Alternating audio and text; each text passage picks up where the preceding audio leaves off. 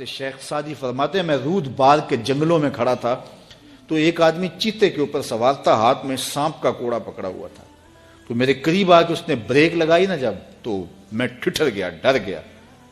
تو وہ مسکرا کے کہنے لگے وہ صاحب جو چیتے پہ سوار تھے، سعدی ڈر گئے ہو؟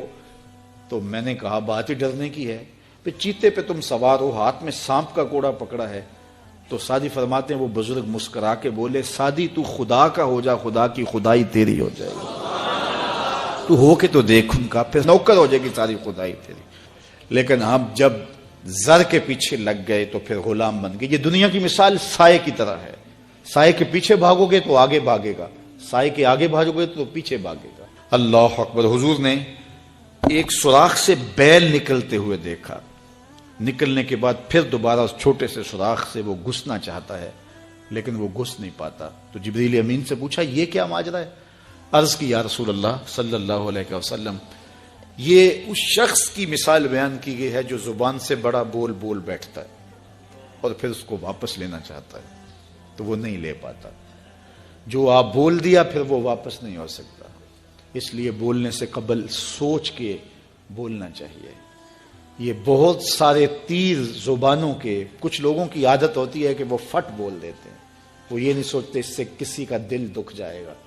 اور بعض لوگوں کے رویے یہ ہوتے ہیں کہ سچا بندہ کھرا ہوتا ہے، کڑوا ہوتا ہے تو وہ ہمیشہ ہی کڑوے رہتے ہیں۔ یہ کون سی بات ہے؟ رسول اللہ سے بڑا سچا کوئی نہیں تھا، حضور سے میٹھا کوئی نہیں تھا۔ تو یہ کیا بات ہوئی کہ یہ خیال کر کے کہ میں سچا ہوں اور کڑوا ہوں، ہر وقت زہر اگلتے رہو، لوگوں کی عزتیں اچھالتے رہو، لوگوں کی آبروؤں پہ حملہ کرتے رہو کہ میں سچا ہوں اور سچا بندہ کھڑا ہوتا ہے بات کر دیتا ہے۔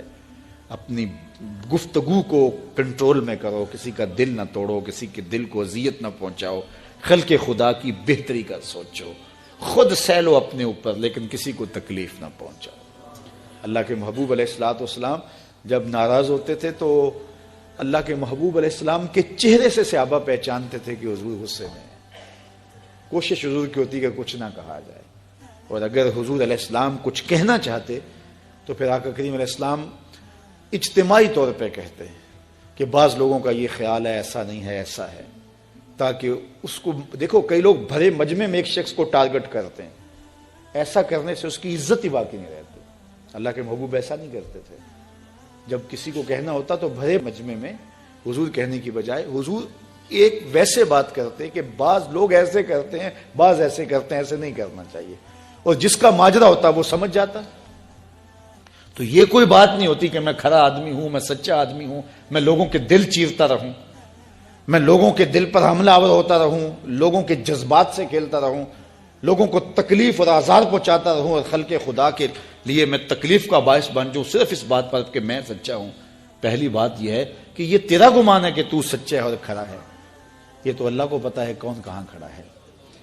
اس لیے یہ بات بہت اہم ہے کہ بولنے سے قبل سوچنا چاہیے، ایسے ہی زبان سے کوئی بات نہیں نکال دینی چاہیے۔ عربی کا ایک شعر ہے کہ جراحات السنان لہو تیام ولا یلتام ما جرح اللسان، کہ جو زخم نیزوں کے لگتے ہیں وہ بھر جاتے ہیں لیکن زبان کے تیروں کا زخم کبھی نہیں بھرتا، وہ تازہ رہتا ہے۔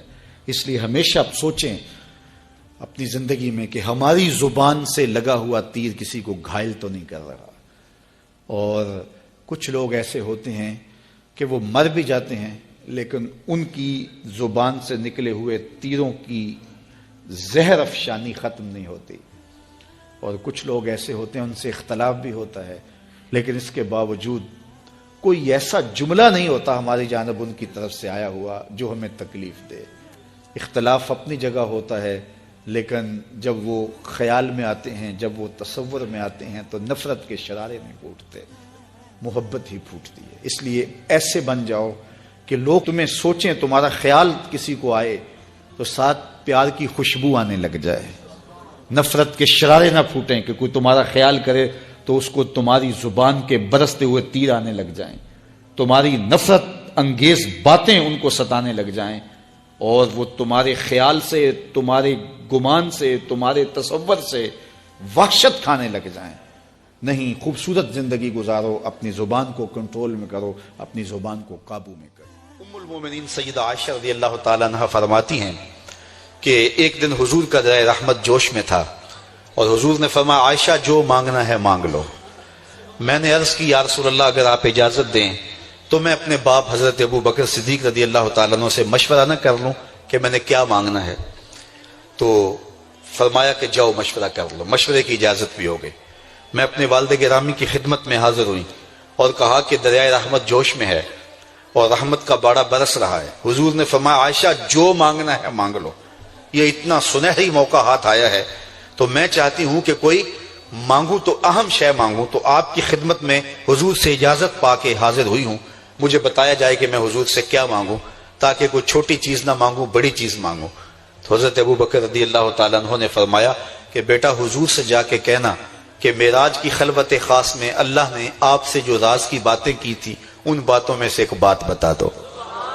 مانگا بھی تو علم مانگا، اور عائشہ میرے سے وعدہ کرو جو حضور بتائیں مجھے بھی آ کے بتانا ہے۔ ام المومنین حاضر خدمت ہو گئیں۔ حضور نے پوچھا عائشہ مشورہ ہو گیا؟ کہا جی حضور ہو گیا۔ کہا مانگو کیا مانگتی ہو؟ کہا حضور معراج کی خلوت خاص میں جب اللہ کے حضور حاضر ہوئے تو رب نے آپ سے راز کی باتیں کی تو ان باتوں میں سے ایک بات بتا دیں۔ حضور مسکرا پڑے۔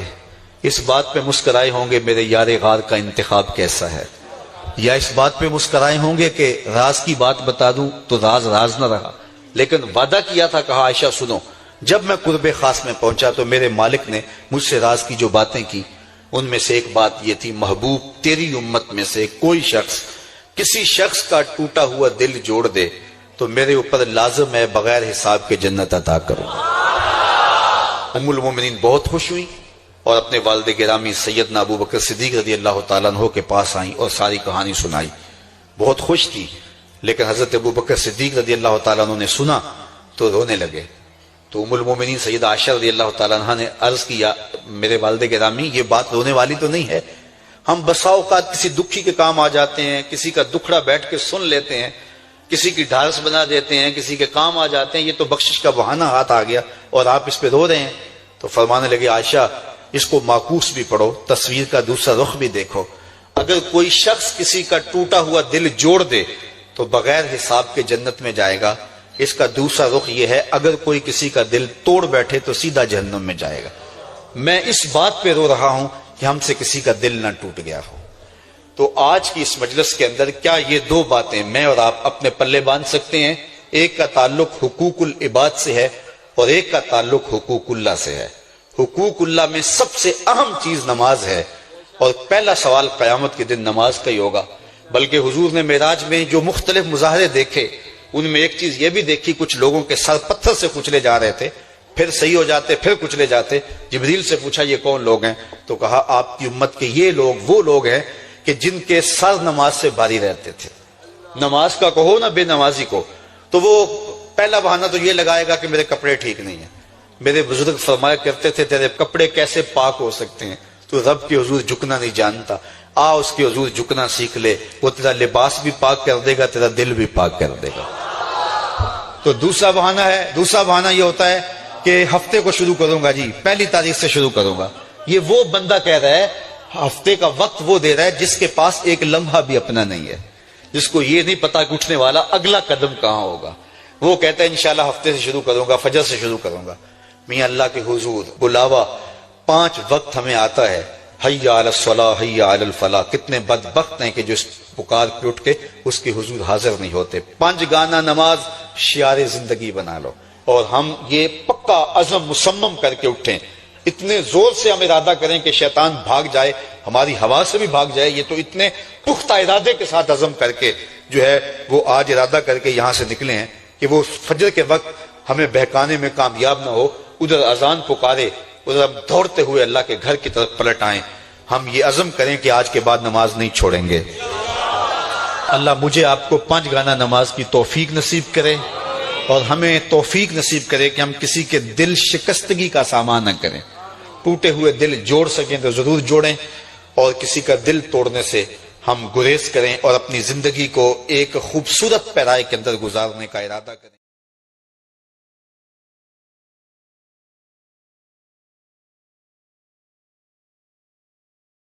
شیخ سعدی فرماتے ہیں میں رود بال کے جنگلوں میں کھڑا تھا تو ایک آدمی چیتے کے اوپر سوار تھا، ہاتھ میں سانپ کا کوڑا پکڑا ہوا تھا.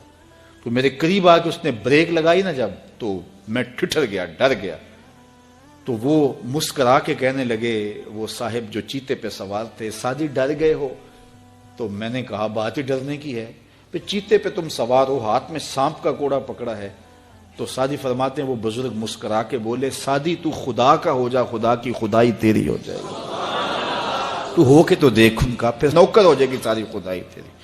لیکن ہم جب زر کے پیچھے لگ گئے تو پھر غلام بن گئے. یہ